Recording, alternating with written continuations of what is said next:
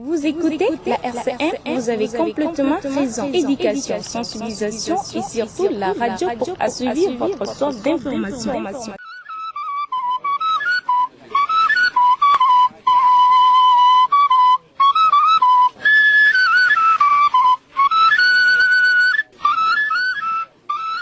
Rendiguera notre radio. Radio au cœur des Mongo, capitale d'Iguera. La RCM, une radio pour un changement de comportement et bien-être de la population. Un constat écœurant est celui de la mutation du personnel enseignant qui ne se fait pas par rapport aux besoins des établissements. Du moment où le carburant n'était pas cher, ces gens-là, où étaient-ils? Ou soit, nous les pauvres, nous ne sommes pas aussi entre les mains de ces gouverneurs. Les différents chefs de service, dans leurs activités, beaucoup d'entre eux veulent que leur service soit gratuit. Il fait extrêmement chaud, surtout dans la journée, on ne sait même pas où s'abriter. C'est vrai, il y a des arbres et tout, mais apparemment les ombres même ne suffisent pas. Tu ne sais pas où mettre la tête. Avec cette radio, on apprend d'abord des nouvelles des uns et des autres, même si elle ne va pas très très loin. Toutefois, ce qui a sa capacité là, elle le donne et elle nous informe de tout. Elle nous rend service. Moi, de mon propre avis, là, je trouve que c'est une mauvaise manière de faire. Parce que demander à une femme d'aller elle-même chercher un mari. La cherté de vie, là, n'en parlons plus au Guéra. Je ne sais pas si ailleurs c'est comme ça ou bien c'est ici seulement au Guéra. Nous allons trouver cette expérience là-haut. Au lieu de dire clairement que les gens qui sont préparés pour les prendre là, ils vont faire avis de recrutement pour la forme et non pour tester les gens. La fistule obstétricale, c'est d'abord un problème de santé publique, fréquemment rencontré dans les pays en voie de développement. Et c'est le reflet d'un système de santé défaillant d'un pays. C'est une maladie qui est d'abord évitable. Donc si tel est le cas, l'endroit manque des infrastructures scolaires, pourquoi ne pas procéder à la disposition de ces terrains pour que cela plus tard servira comme un établissement secondaire pour le coin. Toutes les activités qui ne peuvent pas contribuer à la dégradation de l'environnement, nous l'encourageons et nous les finançons.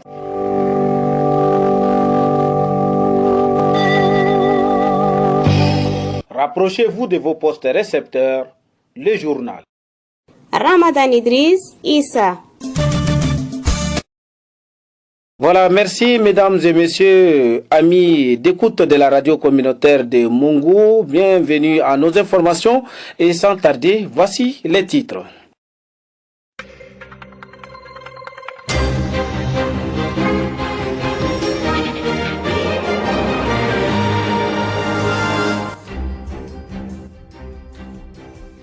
Le bitumage de la voirie urbaine de Mungu se précise. À cette circonstance, la mairie et le préfet ont commencé déjà avec les multiples séances de sensibilisation avant le passage de l'entreprise chinoise CGCOC et ECO à suivre dans ce journal. Enfin, la salle de réunion du projet Repère a servi de cadre pour la tenue d'un atelier d'élaboration du programme annuel d'investissement 2025. C'est tout pour les titres et le développement après cette virgule.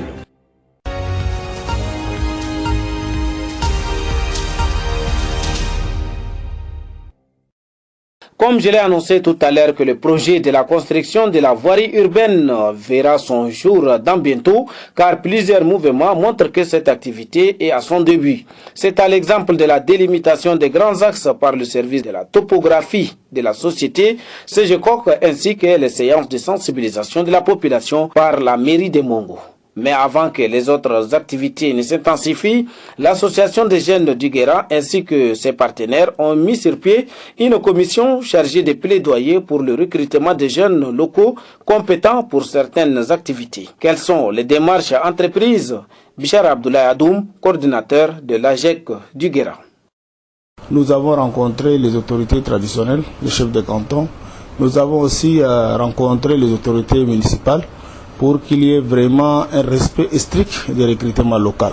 Parce que ici, nous avons dans la ville de Mungu une main-d'œuvre qui est active et qui est dynamique, qui peut vraiment répondre. Donc s'il y a lieu d'aller recruter ailleurs, nous ne sommes pas contre ceux qui viennent d'ailleurs, mais nous voulons à ce que ceux qui sont ici au niveau local soient recrutés pour soulager un peu la situation.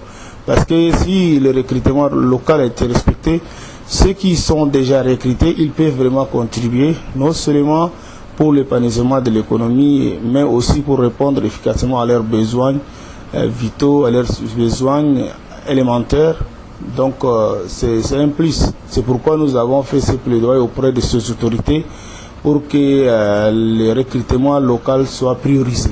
Nous avons rencontré ces autorités et nous continuons toujours à rencontrer. Nous avons aussi prévu une rencontre avec la société Sejokok et aussi la délégation des infrastructures pour mettre en œuvre vraiment le recrutement local. Pour notre démarche, je pense que les autorités que nous avons rencontrées, ils nous ont appuyés, ils nous ont soutenus, qui seront vraiment à nos côtés pour que le recrutement local soit une priorité. Restons dans le même sujet et concernant le bitumage de la voirie urbaine de Mongo. Le samedi, le préfet du département du Guéra, Saladin Amata Mamad, accompagné du maire de la commune urbaine de Mongo, Hamza Abadjaourou, sensibilise la population avant le passage de la société ou entreprise Sejokok à l'action. Brahim Saleh Brahim, reportage.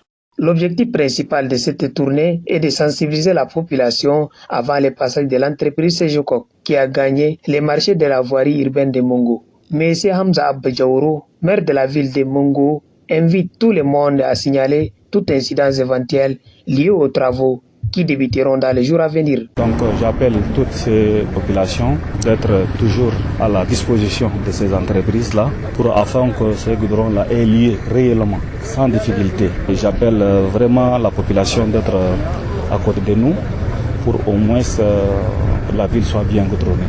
Le chef de canton d'Adjo Centre, Sa Majesté Daoud Moussa Ibedou et la déléguée provinciale de l'infrastructure du Guéra, Mariama Sansaline, se sont relayés pour expliquer l'importance de ces projets d'urbanisation pour le développement de la ville de Mongo. Dans son intervention, le préfet du département du Guéra, Salhaddin Ahmad Mahamad, s'est dit ravi de la détermination des personnes rencontrées et qu'il qualifie que cette émission est première du genre. C'est une tournée de sensibilisation à l'endroit de la population parce que, comme vous l'avez constaté avec nous, c'est l'une des promesses du président de la République, le maréchal Mohamed Idriss Déby Itno. Lors de son passage ici à Mongo, il a promis 20 km de goudron urbain dans la ville de Mongo. Et là, chose promise, chose due. Ces projets de bitumage qui s'éteindra sur 25 km de la ville de Mongo marque une étape importante dans le développement urbain. La salle du projet Repère a abrité ce lundi un atelier d'élaboration du programme annuel d'investissement PAI 2025. C'est une initiative du comité provincial d'action en collaboration avec l'UNICEF. Amir Daoud Haroun. Les personnes invitées pour cet atelier sont constituées de membres du CPA, les chefs de service, les représentants des ONG et ceux des organisations paysannes. Youssouf Sougui, représentant du ministère des Finances et de l'Économie, introduit l'atelier. Ces articles permettront de mieux planifier les actions prioritaires et réalisables de la province du Guéra et aussi d'évaluer les actions programmées en fin d'année et de s'entretenir avec vous durant les 3 jours d'atelier. Monsieur Jean-Pierre Mandibaï déclare l'engagement de l'UNICEF à accompagner ce genre d'initiative. Cet atelier a pour objectif de renforcer les capacités de CPA et CDA sur la mise en œuvre du PDP à travers la planification et la budgétisation sensible aux droits de l'enfant, ainsi que le suivi et évaluation des actions de développement local. Ouvrant les travaux, les délégués du gouvernement auprès de la province du Guéra, Abdoulaye Ibrahim Siam, invite les participants à la détermination. Nous sommes très contents des réalisations faites par ces instances au profit des communautés en suivant les projets à programme pour impacter le développement de la province du Guéra. Nous saisissons l'occasion pour féliciter les partenaires techniques et financiers, notamment l'UNICEF, qui ne cesse de fournir un appui technique et financier au gouvernement entre 2022 et 2024 pour l'élaboration et l'actualisation du plan provincial de développement, parmi lesquels se trouve le plan de notre province. Les présentations des modules suivies des travaux des groupes marqueront cet atelier de 2 jours. En santé, certaines mères abandonnent la vaccination après la première injection. Cet abandon favorise le chemin où certaines agressions microbiennes et exposera l'enfant à toute maladie contagieuse. Monsieur Kim Tebay Daniel, responsable du service de vaccination au district sanitaire de Mungu, exhorte les mères au respect du calendrier vaccinal de leur progéniture. 9 mois, ça veut dire l'enfant, quand l'enfant arrive, il va bénéficier de 3 injections. Et la plupart des mères voient que les 3 injections sont vraiment fortes et elles refusent de prendre. La plupart de ces enfants auxquels on a rencontré, c'est des enfants qui ne sont pas vaccinés. Un enfant bien vacciné, ça veut dire qu'il finit les 6 contacts, ou soit les 5 contacts comme avant. Mais un enfant qui a 3 contacts, a 4 contacts, mais il n'a pas fini le VAR, ça veut dire qu'il n'est pas complètement vacciné. Un enfant complètement vacciné, il doit bénéficier de 5 contacts comme avant, ou soit maintenant on est avec 6 contacts, il doit bénéficier de 6 contacts. C'est là où on parle maintenant que l'enfant est complètement vacciné. Et la plupart de ces enfants qui ont été contaminés par la rougeole, qui ont contacté cette maladie, c'est des enfants qui n'ont reçu aucune dose de VAR. Ils n'ont reçu aucune dose de VAR. Quand on a fait le riposte dans les 4 centres de santé, tous ces enfants-là, c'est des enfants qui n'ont pas reçu aucune dose de rougeole. La vaccination, elle est gratuite. C'est partout, c'est pas ici dans la ville, mais c'est partout dans le district, dans la province et dans le Tchad. La vaccination, elle est gratuite.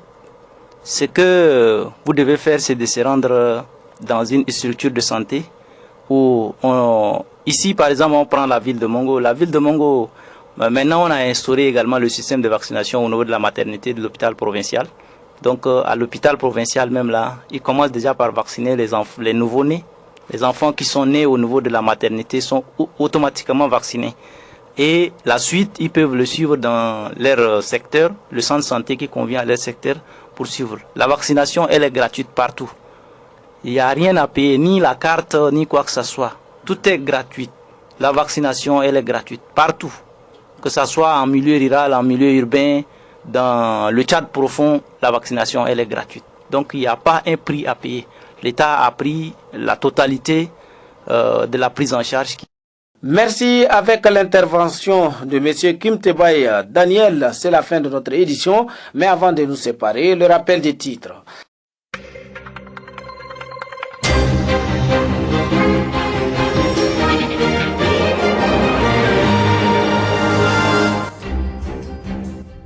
Le bitumage de la voirie urbaine de Mungu se précise. À cette circonstance, la mairie et le préfet ont commencé avec les multiples séances de sensibilisation de la population avant le passage de l'entreprise chinoise Sejococ.